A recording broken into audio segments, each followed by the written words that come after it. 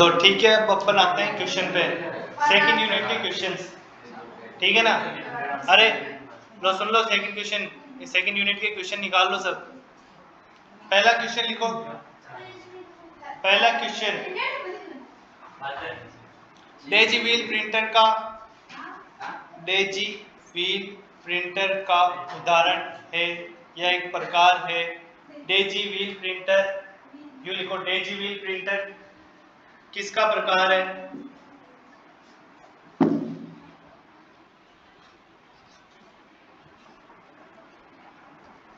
Daisy wheel printer किसका प्रकार है?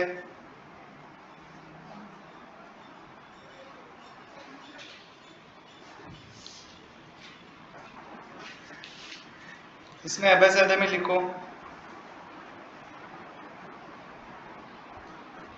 इसके अबे लिखो, RSC, इसके अबे पहले लिखो मैट्रिक्स प्रिंटर, पहला लिखो मैट्रिक्स प्रिंटर,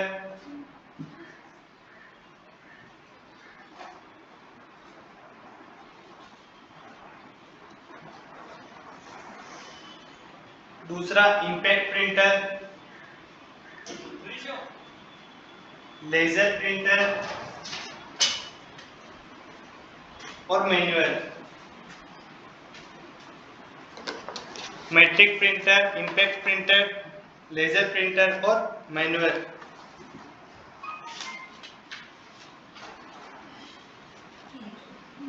इसका आंसर है इंपैक्ट प्रिंटर। क्या है इसका answer? Impact printer. Daisy wheel printer किसका प्रकार है? Matrix printer, impact printer, laser printer, manual. तो क्या आएगा इसका आंसर? Impact printer.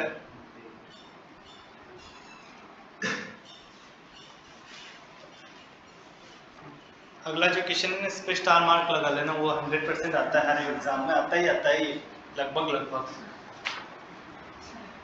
निम्न में से कौन सी मेमोरी प्रति सेकंड कई बार रिफ्रेश होती है? निम्न में से कौन सी मेमोरी प्रति सेकंड कई बार रिफ्रेश होती है, ताजा होती है भी बोलते हैं इसे। क्या बोलते हैं? ताजा।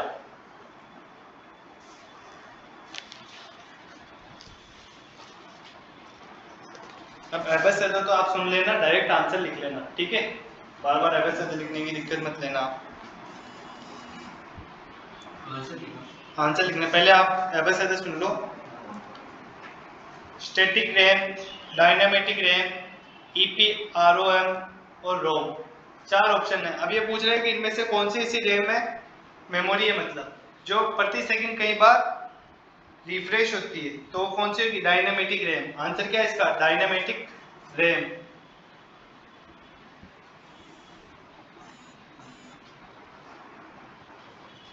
क्या है इसका आंसर? डायनामेटिक रैम। अब लिखो अगला क्वेश्चन, रैम से अधिक से अधिक, रैम से अधिक से अधिक, रैम से, हाँ रैम से प्रयोग में ली जाने वाली जानकारी,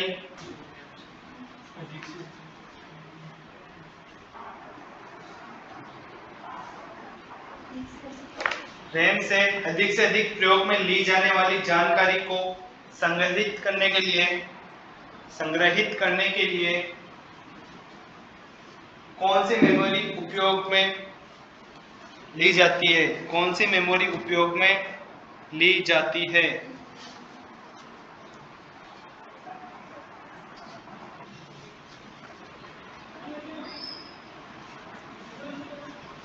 लिख लिया? इस क्वेश्चन को ऐसे, रैम से अधिक प्रयोग में ली जाने वाली जानकारी को संग्रहित करने के लिए कौन सी मेमोरी का उपयोग किया जाता है? लिख लिया? अब एक इस क्वेश्चन को ऐसे भी बोल सकते हैं, ऐसी कौन सी मेमोरी है जिसका प्रयोग रैम द्वारा अधिक बार प्रयोग में आने वाली सूचना को संग्रहित करने के लिए किया जाता है? क्वेश्चन एक ही है पर तरीका अलग अलग है। अब इसके एबेसेडर सुनना, कैश मेमोरी, मुख्य मेमोरी, रजिस्टर और रोम। तो अब इसका आंसर क्या होगा? Cache memory. क्या होगा इसका आंसर? Cache memory.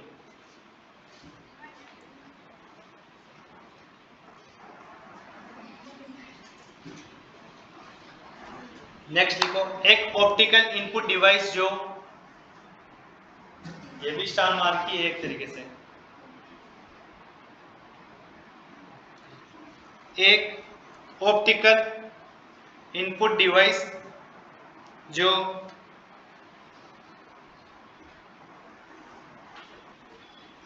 कागज पर पेंसिल द्वारा लिखी जानकारी,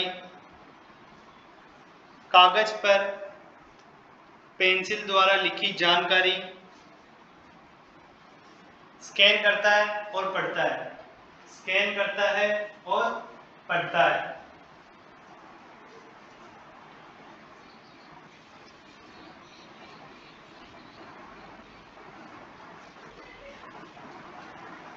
स्कैन करता है और पढ़ता है।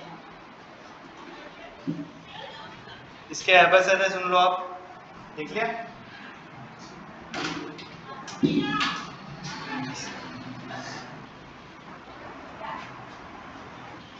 इसके एबेसिड है OMR, punch card reader, magnetic tape, optical scanner. तब इसका आंसर क्या होगा बताओ? किसने कहा? मैं क्या कर रहा हूँ, अच्छे से सुनना इसे। ऐसा कौन सा डिवाइस है जो पेंसिल के निशानों को पढ़ता है, पेंसिल या पेन के निशानों को कागज पे? आपको मैंने बताया था, आप BSTC वगैरह के आंसर शीट RCT के एग्जाम दोगे तो कौन सी शीट पे दोगे? तो उसे कौन सी मशीन स्कैन करेगी? कौन सी मशीन से वो चेक होगा आपका रिजल्ट? OMR मशीन से होगा ना, ऑप्टिकल मार्क रीडर। तो आंसर क्या हुआ इसका? OMR। अभी पहले वाली क्लास में बताया तो था मैंने आपको कि OMR आंसर क्या होगा इसका। ये क्या पूछ रहा है आपने? वही तो कह रहा हूँ, आप क्वेश्चन को समझो। ये क्या कह रहा है, ऐसे कौन सा डिवाइस या उपकरण है जो पेंसिल से द्वारा किए, पेंसिल के निशानों को पढ़ेगा आपको, मतलब कागज पर पेंसिल द्वारा लिखी गई जानकारी को पढ़ेगा। तो कागज और पेंसिल द्वारा, अगर आप सिंपल कागज पे लिख रहे हो तो पेंसिल के द्वारा जो लिख रहे हो, पेन या पेंसिल जो भी है, आपने आपको जो शीट दी उसके गोले तो कर रहे हो आप, उसे पढ़ने वाली मशीन कौन सी है? OMR। उसमें आपका नाम भी लिखा जाएगा OMR पे, पर नाम के भी आपको गोले भरने पड़ेंगे। तो गोले से स्कैन करेगा कि इसका नाम क्या है। भाई विनायक, इसका नाम तो विनायक, वो गोलों से पढ़ेगा, न कि आपका डायरेक्ट पेंसिल से लिख दिया विनायक तो पढ़ लेगा। ठीक है, फिर लिखो, मेमोरी जो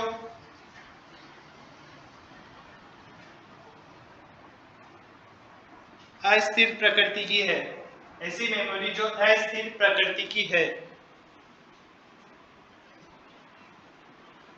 ऐसी मेमोरी जो अस्थिर प्रकृति की है। देख लिया? अब ऐसे तो सुनो इसके, रैम, रोम, पीरोम, ईपीरोम। तो इसका आंसर क्या होगा? रैम। ये रैम क्या है? अस्थिर प्रकृति की है। क्या है रैम? अस्थिर प्रकृति की।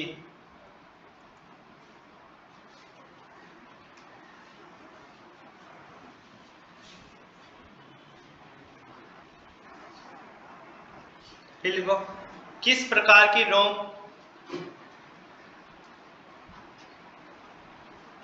किस प्रकार की रोम बिजली के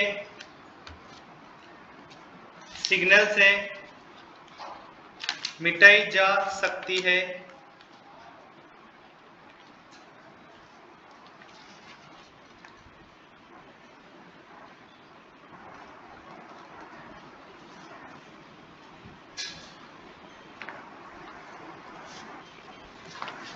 किस प्रकार की रोम बिजली के सिग्नल से मिटाई जा सकती है?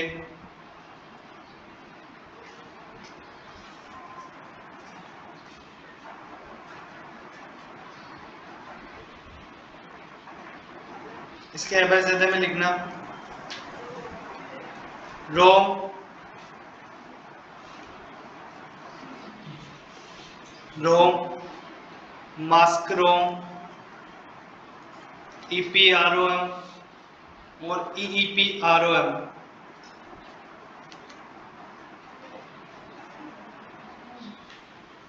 इसका आंसर क्या होगा?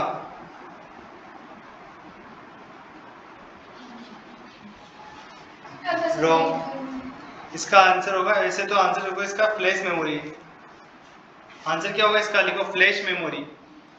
इसमें एबेसेदा में नहीं है, हालांकि आंसर क्वेश्चन में थोड़ी सी मिसप्रिंट है। इसका आंसर होगा फ्लैश मेमोरी। बिजली के जाते ही फ्लैश मेमोरी डिलीट हो जाती है, क्या हो जाती है, मिट जाती है।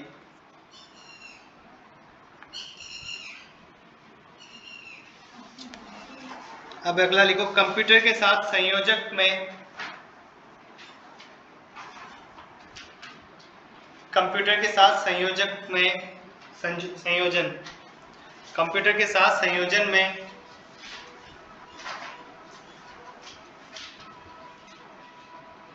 कौन सा प्रिंटर टोनर उपयोग में लिया जाता है, कौन सा प्रिंटर टोनर उपयोग में लिया जाता है।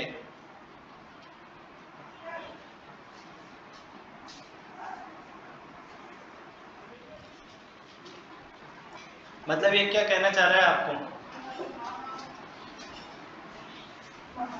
कंप्यूटर के संयोजन में कौन सा प्रिंटर टोनर उपयोग में लिया जाता है। ये क्या कहना चाह रहा है कि कंप्यूटर के साथ संयोजन के रूप में इस्तेमाल करते समय जो प्रिंटर में सूखी स्याही, टोनर जो होता है ना, सूखी स्याही, वो कौन सा प्रिंटर यूज करता है, उसके बारे में लिखना है। तो अपन को उसका आंसर है लेजर प्रिंटर। क्या आंसर है उसका, लेजर प्रिंटर। आंसर लिख लो direct, laser printer.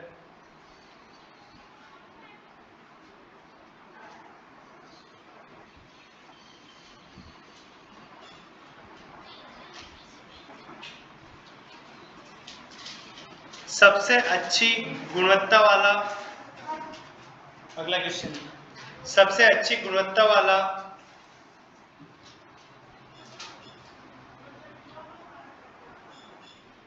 Vector graphics का उत्पादन करता है, वेक्टर ग्राफिक्स का उत्पादन करता है, मतलब ऐसा कौन सा उपकरण है जो सबसे अच्छी गुणवत्ता वाला वेक्टर ग्राफिक्स का उत्पादन करता है।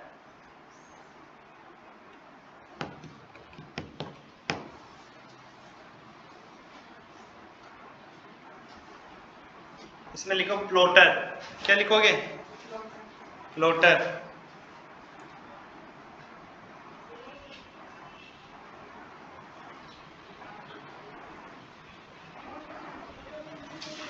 देखो आपके कंप्यूटर के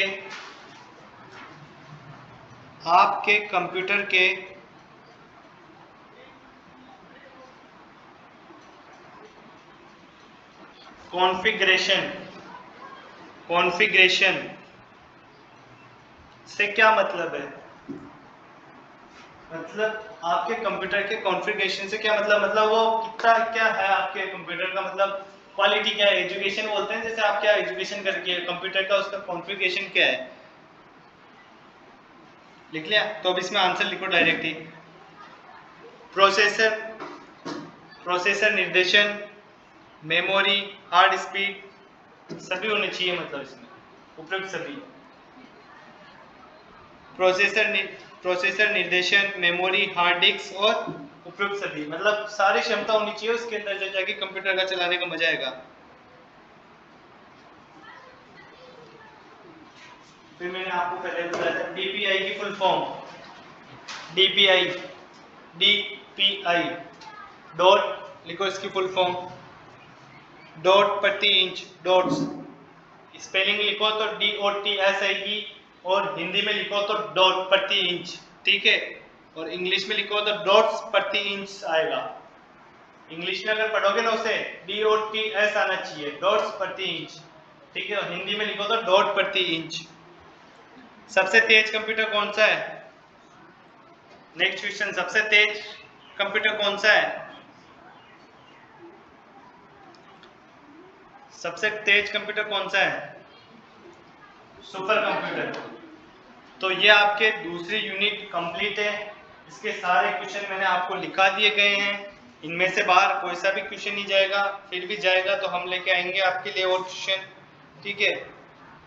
इसके अदरवाइज भी अगर कोई क्वेश्चन है तो मैं आपको बता दूंगा, और लिखना चाहो तो एक दो क्वेश्चन और हैं आपके।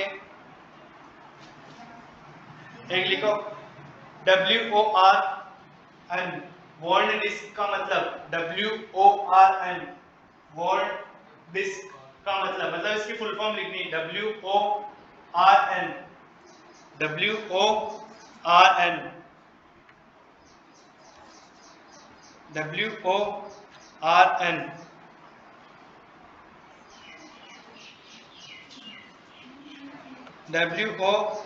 WORN, इसकी फुल फॉर्म लिखो।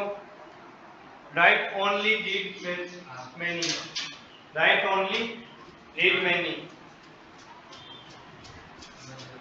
Write only, read many. हाँ, मैनी।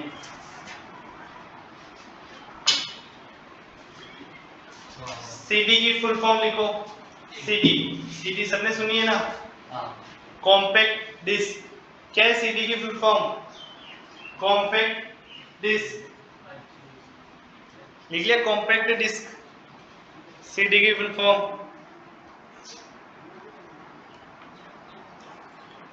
अब लिखो,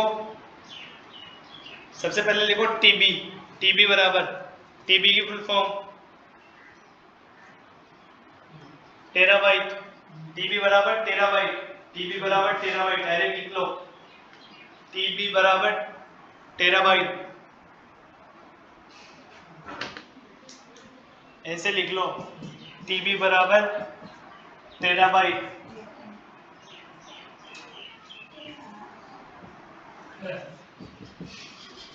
ठीक है, इसके अंदर आएगा 1024 GB। इस तरीके से लिखो पूरा डायग्राम, कंटिन्यू लिखते जाओ।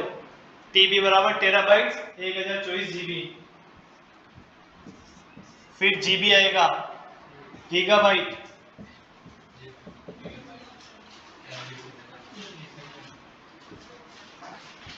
इसके अंदर 1024 MB आएगा। यहाँ पे एक भी लिखना, गीगाबाइट, गीगाबाइट ये एक इकाई का ना, इसमें फिर 1 MB बराबर मेगाबाइट, ये इकाई है, नाम नहीं है। MB, GB, TB। मोबाइल आप जब यूज करते हो, अरे आप मोबाइल चलाते हो, उसमें आती है ना स्पीड, कितने केबी की आ रही, कितने MB की आ रही है। अगर 1 MB आ रही है तो मतलब 1024 KB। सुन लो, 1 MB आ रही है मतलब 1024। जैसे आपको आता है ना, अरे यार मूवी डाउनलोड करनी है, वो 1 GB की है, मतलब 1024 MB की। ठीक है, अब 1 MB बराबर 1024 KB। अब 1 KB बराबर 1 KB, KB की फॉर्म लिखो, किलोबाइट, किलोबाइट।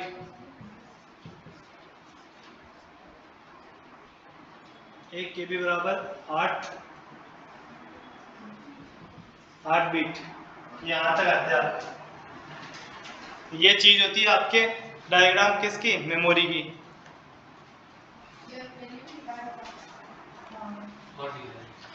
तो यहाँ पे अब आपकी क्लास आज की समाप्त होती है। पूरी सेकंड यूनिट से आने वाले सारे क्वेश्चन आपको लिखा दिए हैं, 2 या 3 क्वेश्चन जो भी आएंगे इससे वो कंप्लीट है। अब तक आपके 10 KB, किलोबाइट। ठीक है, ये आपका पढ़ना तो आपको ही पड़ेगा, बस हाँ ये है कि आपके 100% है क्वेश्चन, ये जो लिखा रहा हूँ इनमें से बाहर कहीं नहीं जाएंगे।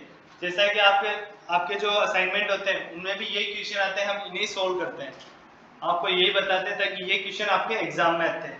35 क्वेश्चन आएंगे, 35 क्वेश्चन में से आपके 10 क्वेश्चन का मैटर आपके कंप्लीट हो चुका है। ठीक है, आज की क्लास तो यहीं पे समाप्त होती है। कल थर्ड यूनिट है। ठीक है।